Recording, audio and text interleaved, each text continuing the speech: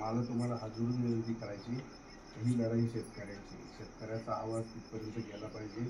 आजकाल काय झालंय, फक्त राजकारण धंदा झालाय सगळ्या लोकांचा. कोण पुढं कोणाचं कोणाला पाळलेलं आहे. मलाही सगळ्या पक्षांनी ऑफर केली होती. मी कुठल्या पक्षात नाही गेलो. मी शेतकऱ्याशी प्रामाणिक आहे आणि आयुष्यभर प्रामाणिक राहणार गणपती बाप्पासमोर सांगतो. मी प्रभू रामचंद्र आमचं दैवत आहे पिंपळगावचं माहिती आहे, तिथे शपथ खाल्लेली. मला बेईमानी माझ्या आईबापाने शिकवली नाही करायची. राजकारण ही सेवेची जागा आहे, मेवा खायची जागा नाही. म्हणून शेतकऱ्याला चांगले दिवस आले पाहिजे याच्यासाठी माझं सगळं आटापीट आहे.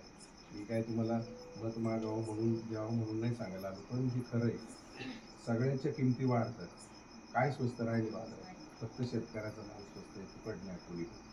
आणि खर्च किती वाढला आज मला सांगा. औषधाच्या किमती वाढल्या, बियाण्याच्या किमती वाढल्या, ट्रॅक्टरचे दर वाढले, मजुरी वाढली, लाईट बिल सगळं वाढलं. खताची गोंद तर फार 2-2 हजार रुपये. मला सांगा